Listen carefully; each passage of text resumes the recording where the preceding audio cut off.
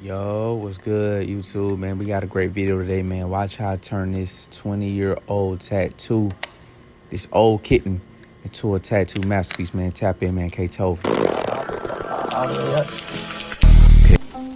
Problem was, I'm seeing that it's a kitten, but the problem is when people normally tattoo like on our skin, they'll tattoo an image and it's so close together and they try to put so much detail in the compact area, and what happens is the melanin in our skin breaks those ink particles down along with the sun. It breaks it down, so what happens, that ink spreads. So when it spreads, it's just like a blurry mess. So that was just trying to just somebody doing something and it just wasn't technically done right. That's why, like, you see now the tattoos have gotten better because people are learning to understand the skin and the flow and the proper spacing that we need. So that's why certain tattoos look way different now. That's why, like, when you see a tattoo and it look good, but it's so much stuff packed together, and then over time it don't heal well. And that's another thing. The healing process, it looks good then, but once it heals, it don't look the same. Right. And that's the problem because it's a difference between a tat man and a tattoo artist. So some people just get in and they'll do whatever you want just for the money. And then there's other people who actually study the craft. Like I sat in with so many people over the years just learning all these different things because I'm actually a self-taught artist. I didn't do apprenticeship. I spent a lot of money like trying to get respect in the game and learn all these different techniques and all these different things. And I really took it serious because I never wanted people to be like, oh, I don't like this tattoo, or I want to get this cover and stuff like that. And I learned how to do covers just from everybody fucking up. So, yeah. So you only pay now or We take the payment when after I set up, you approve the stencil, I place the stencil on you, I let you see it, and then that's when I take the payment. But you don't have to pay me now until everything's approved and you like everything. So it's okay. Should I get a little color in here or not? we'll get to that. I'm gonna let you see. I'm gonna let you see. Yeah, y'all, so we about to set up for the tattoo. And from there, we're gonna place the stencil. We're gonna make it happen. We're doing this for YouTube, and I'm probably gonna put it on Instagram or whatever. It's tired of Instagram. I don't like it, don't let people see your stuff no more. It's weird. It cuts it off. It cuts your reach off. Like, I built my following organically. And it's like, if I don't post, I lose like hundreds of followers by the week. Really? I lose hundreds of followers by the week. And it's weird. And I think Instagram is unfollowing people on my page. Really? Because I went to, it's a tab on there, and it said they're marking people as spam. And they're actual real accounts. They're actually real people. So how do they identify? They just, I guess people with high followers, they're just marking them as spam? They're trying to make us pay money. They're trying to make us pay. And I'm learning TikTok more. I should have learned it earlier. Hopefully they don't take it away. But the first video I put up on TikTok, it went viral. It got like 40,000 views. But I don't know how to use it. Now I know how to use it. But it's no other place where organic reach except TikTok right now. It doesn't though, because like you say, clientele gets good, and then it reaches all over the world. Good thing that I built my clientele and I have a certain base to where I don't have to depend on it, because it can get really bad if you have to depend on those platforms just based on what they're gonna do and how they feel on their day. Because I don't know, I don't like it. It's a lot. Well, I'm glad I found you on social media. So how did you find me? Instagram. You found me on Instagram? How long have you been following me? I don't know. It's been a while. And I'm like, I know you said you did your research. oh yeah, I was researching, and I'm like, okay. I said, I'm gonna hit cause he might not hit me back. You be hitting people up, they never return anything. So then I was like, you know what? I think it was like 2 in the morning or something. I was like, I was up, I'm just gonna get him. If he sees it, he sees it. If he doesn't, he doesn't. And it was like, oh my God, he's up. Yeah, I typically don't reply after that because after 9 o'clock, because my DM sometimes can go too wild and I'm trying to like focus on whatever I'm doing. So after 9 o'clock, I don't get any messages or anything like that. So, but yeah, I saw it because I was up. I was actually finishing. You see, my setup is so we got the tray. Put all that stuff right there in the tray. The needles and stuff go right there, whatever. And then even my machine, this is my machine. This is it. It's wireless. Really? Yep. And then I put this right here on this disposable tube. I throw all this away. Like, I throw this whole thing away. So I put this on. Plastic comes out, goes over the machine wrap. When it's done, trash. That's it. That's why I said my setup is pretty simple. I typically get here 30 minutes earlier, but like I said, traffic was a little crazy getting here. You in the A. Yeah. Sometimes it be a little crazy. You'll be running an hour too late. You'll be like, dang, what happened? Yeah, they tried to get me. I saw the construction signs up there. I said, no, not today. I have a question. Mm-hmm. Why do people use numbing cream? What's the difference? There's a bunch of things with that, and I'm happy that you asked that. Like, numbing products has been around longer than I've been tattooing, so it's always been around.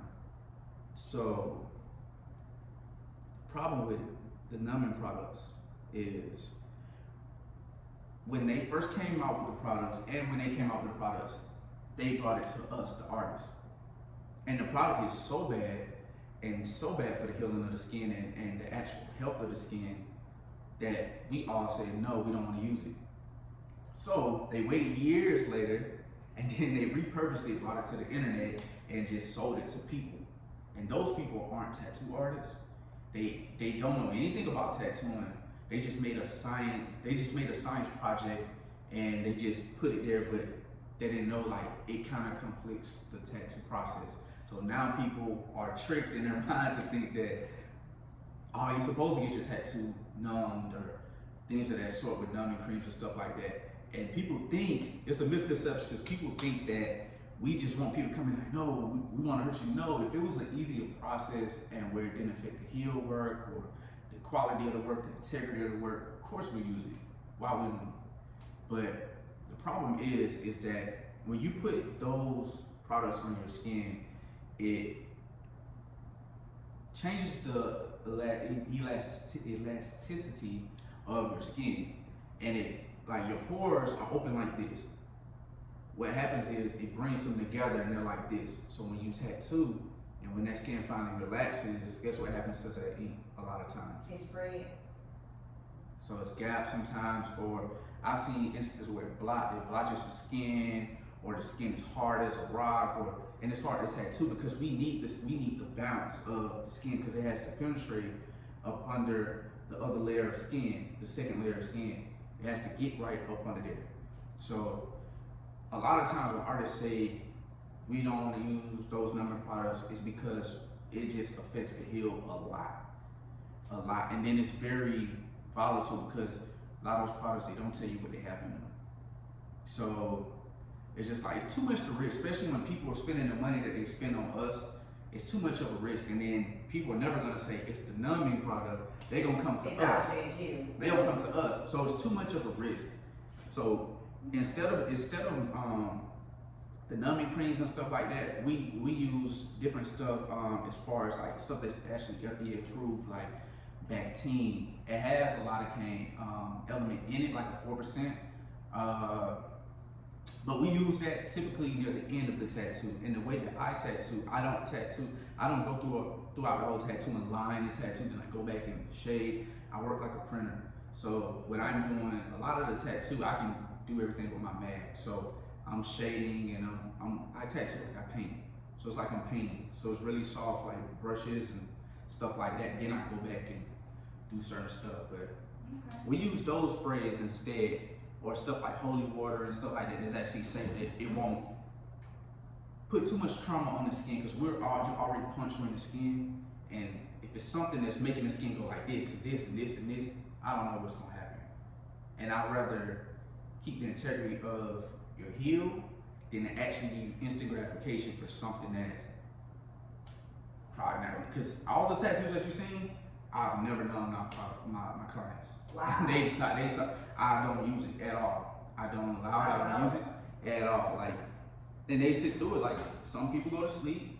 It just, you know, it's not really what you think, you know? Thank you for letting me know. Because like I said, like, it's just like, a lot of the stuff now, like, it's so easy to push everything to the consumer now, and to trick the consumer to make them believe that, oh, you have to do it this way, you have to do it this way. And it may be certain products out there, but I personally don't want to risk trying to try these different products to use people as guinea pigs when a lot of people fly into me or save up money to come to me and stuff like that. It's too much, and I don't want that on my back to think that I have to fix something or go back into it. It's deflating as an artist. It's very deflating. Trying to go back and fix stuff and make stuff right. It's deflating, but yep. So right here, that's the back team right there. Yeah, so I do this right here when I'm getting ready.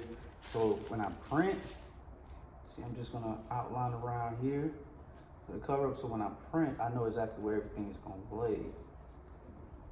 And so I can measure your leg exactly. So I know exactly the circumference of everything, if I wanna make it bigger, smaller, whatever.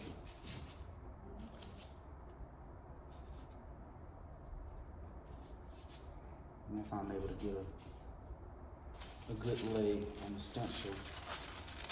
I can see. I didn't, cause when you're when you see tattoos in the hood, you don't think that it's, well, I didn't respect it, me being an artist and my dad being an artist, so it's like the level of talent that I saw, it just didn't pique my interest. It just looked like it's people doing stuff, and it wasn't. Your dad was an artist? Mm-hmm. Yeah, my dad's an artist. Mm-hmm. Really? So I got my talent from, I'm the only one that, well, my little sister can draw too as well. Wow. My little sister, like, she's 11 now. She's 11 now, but she's the only one, me and her. And he has 6 kids. Wow. Yeah, nobody else could draw anything. Drawing is something serious. I can't even. My dad's a portrait artist. Wow. Oh, he definitely gets down. Yeah, portrait artist. He made comic books. He made all kind of stuff.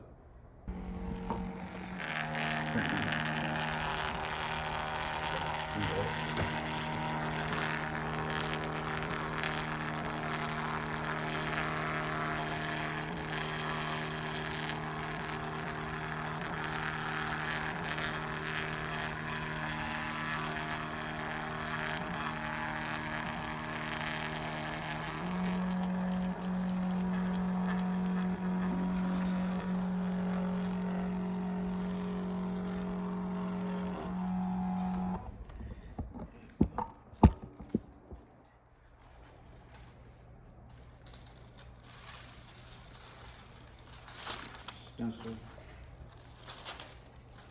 Because everything else from this point is pretty seamless.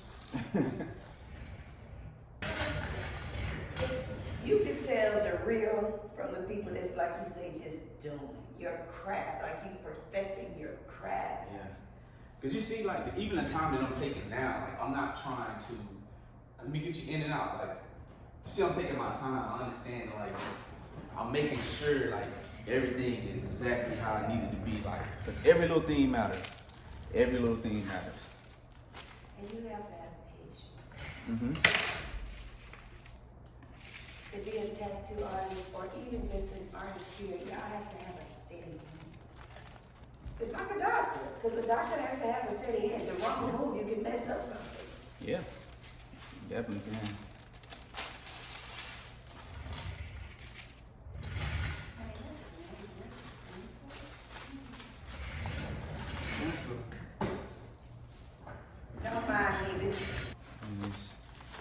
So y'all, remember that outline that we did right here? This is where I'm gonna lay the stencil. See right up in there, that's what we're gonna do the cover up right there. See while I measure your skin? So that's to make sure that I got the exact size that I want, the exact placement. It's the perfect size, it's everything I need. So, yeah. Here we're gonna place stencil and we're gonna get to it.